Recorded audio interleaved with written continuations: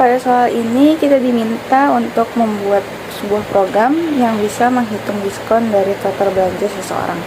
Program akan meminta pengguna memasukkan jumlah total belanjanya. Setelah itu, program akan memberikan diskon sebesar jumlah yang telah dibelanjakan. Jika total belanja lebih dari atau sama dengan 500.000, maka akan mendapatkan diskon sebesar 20%. Jika total belanjaan antara 250.000 sampai kurang dari 500.000, maka akan mendapatkan diskon sebesar 10%. Namun, jika belanjanya kurang dari 250.000, maka tidak akan ada diskon yang diberikan. Selanjutnya, penjelasan flowchart atau bagian alur. Yang pertama itu menggunakan simbol oval, start atau mulai. Ini menandakan awal program dijalankan. Selanjutnya itu kita dapat input total belanjaan menggunakan jajar genjang. Selanjutnya kita bisa menggunakan belah ketupat untuk proses pengecekan.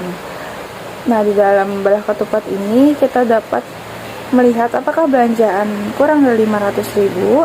Jika iya, maka akan mendapatkan diskon 20%. Jika tidak, diskon 0%.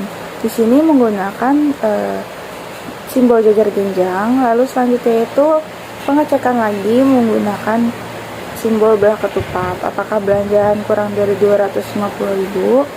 Lalu selanjutnya itu kita hitung total bayar yang menggunakan simbol jajar genjang. Menampilkan total belanjaan, diskon yang didapat, total yang harus dibayar.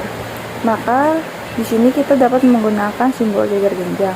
Setelah selesai, di end, dapat bisa menggunakan simbol oval yang mengartikan program selesai dijalankan. Penjelasan di bagian kode program ini digunakan untuk menghitung total pembayaran setelah diberikan diskon berdasarkan jumlah belanjanya. Nah, yang pertama ini program meminta penggunaan untuk memasukkan total belanjaan dalam bentuk angka desimal atau bisa kita gunakan float. Lalu kemudian program memeriksa jumlah belanjaan tersebut menggunakan percabangan if, elif, dan else. Jika total belanjaan lebih dari atau sama dengan 500.000, maka diskonnya yang diberikan adalah 20%. Jika belanjaan berada di antara 250.000 sampai 500.000, maka diskon yang diberikan adalah 10%. Jika kurang dari 250.000, maka tidak akan ada diskon. Setelah menentukan nilai diskon, program menghitung total yang harus dibayar dengan menggunakan atau mengurangi belanjaan awal dengan jumlah diskon. Terakhir, hasil belanja, diskon, dan total bayar ditampilkan menggunakan print dengan format angka ribuan tanpa angka di belakang koma. Jika sudah, maka kita akan tampilkan total outputnya. Yang pertama kita masukkan total belanjanya 600.000, lalu total belanjaannya jadi sama dengan 600.000, diskonnya 120.000, total yang dibayarkan sama dengan 480.000.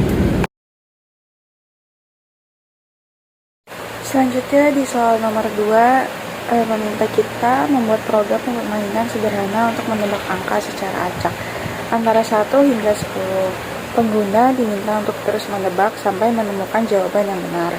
Dalam prosesnya itu, kita menggunakan perulangan while dan pengecekan kondisi.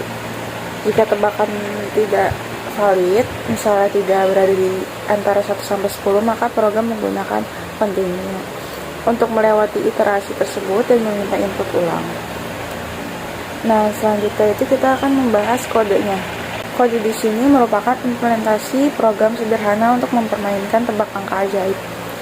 Nah, program dimulai dengan menentukan sebuah angka rahasia, yaitu angka ajaib. Kita di sini menggunakan angka 3. Selanjutnya, program memasukkan ke dalam perulangan while true, yang berarti program akan terus berjalan hingga ditemukan kondisi untuk keluar menggunakan break. Di dalam perulangan, program meminta pengguna memasukkan tebakan melalui input.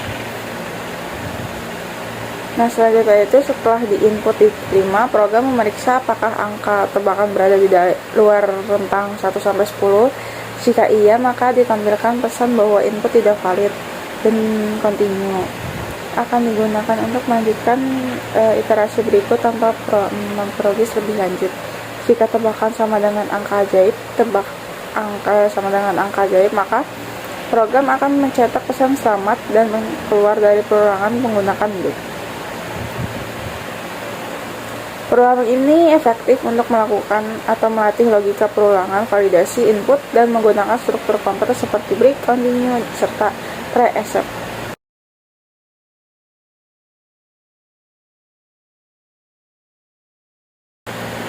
Selanjutnya di nomor 3 ini, gambar tersebut itu menampilkan soal yang meminta untuk membuat program berdasarkan gambar himpunan penyelesaian yang dihasil.